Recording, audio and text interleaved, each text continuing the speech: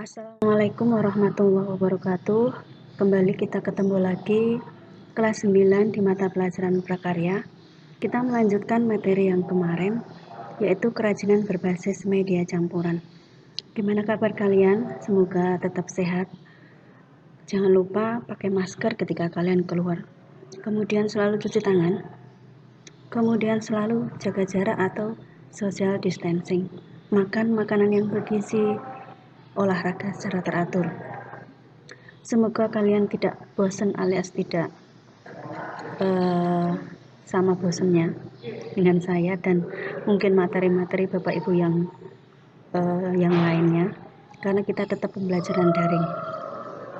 Kerajinan berbasis media campuran. Yang kemarin sudah kenapa kok media campuran?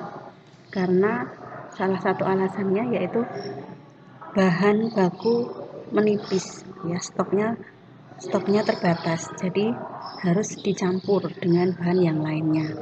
Nah, ada juga yang kemarin yaitu prinsip-prinsip kerajinan, masih ingat ya?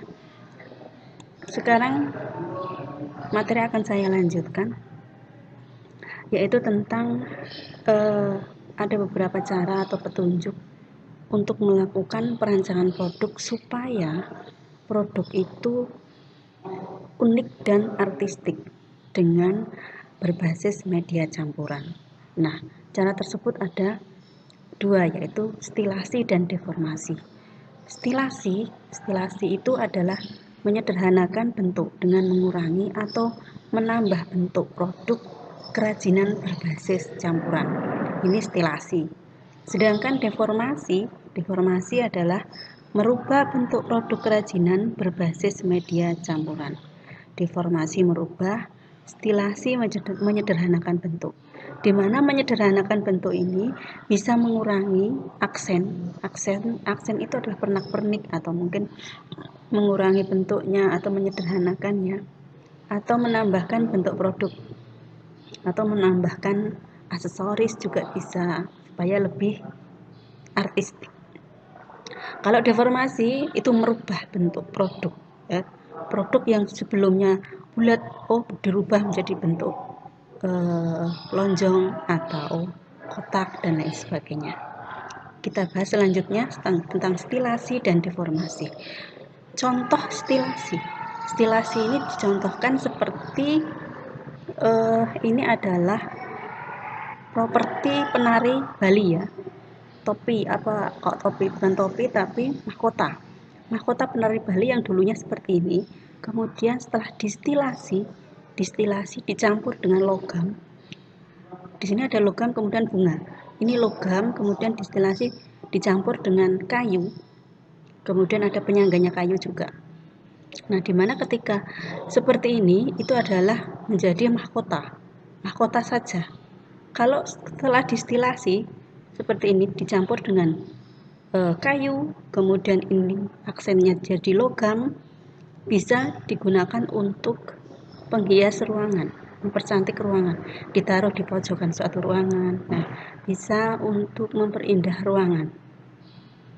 Kalau seperti ini, kalau bunga asli itu kan nanti lama-kelamaan juga akan layu, ya.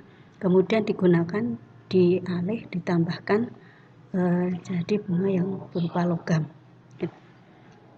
dan fungsinya akan bertambah juga setelah distilasi.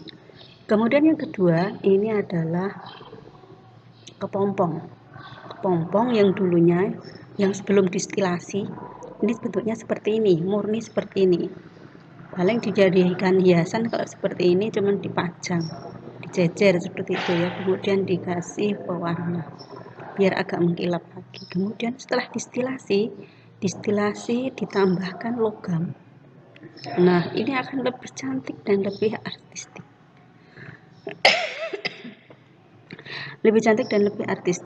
Ya. Ini adalah contoh proses stilasi. Kemudian untuk deformasi perubahan bentuk yang terjadi secara permanen. Ini contohnya seperti ini. Ini adalah penampakan mangkuk yang dulunya bening kemudian dirubah, ya, seperti ini, hampir kayak keramik yang mahal, ya. Kemudian ditambahi aksen bunga di tengahnya, ya, kemudian pinggir-pinggirnya juga agak bergerigi tapi tidak tajam. Nah, bentuknya seperti ini akan berubah. Yang dulunya cuma tempat sayur, di sini akan berubah jadi apa? Jadi pemanis ruangan, dinding. Pemanis dinding jadi keramik yang lebih mahal dan lebih daya jualnya juga lebih tinggi. Istilahnya seperti itu. Ini adalah deformasi. Udah tahu ya deformasi dan stilasi. Kemudian kita lanjutkan jenis dan karakteristik kerajinan berbasis media campuran. Jenis-jenisnya bahan media campuran itu adalah yang pertama jenis bahan alami, kemudian jenis bahan buatan. Jenis bahan alami seperti apa? Contoh ada kayu, batu, logam, keramik, kulit, dan serat. Sedangkan bahan buatan untuk media berbasis campuran bisa plastik, gips, dan fiberglass. Dari bahan jenis alami dan buatan, ini saya yakin sudah banyak yang tahu ya. Oh, kayu itu seperti apa bentuknya, batu, logam, plastik, gips itu seperti apa. Dan mungkin banyak yang masih bertanya-tanya fiberglass itu apa sih? Fiberglass ini dulu di kelas 8 sudah dipelajari, mungkin kalian sudah lupa-lupa ingat atau bahkan sudah tidak ingat lagi. Sekilas saya akan mengingatkan fiberglass itu adalah bahan yang diproduksi dengan menggabungkan kaca dengan polister. Nah, ini sifatnya ringan tapi kuat, ya, transparan, namanya glass, ya.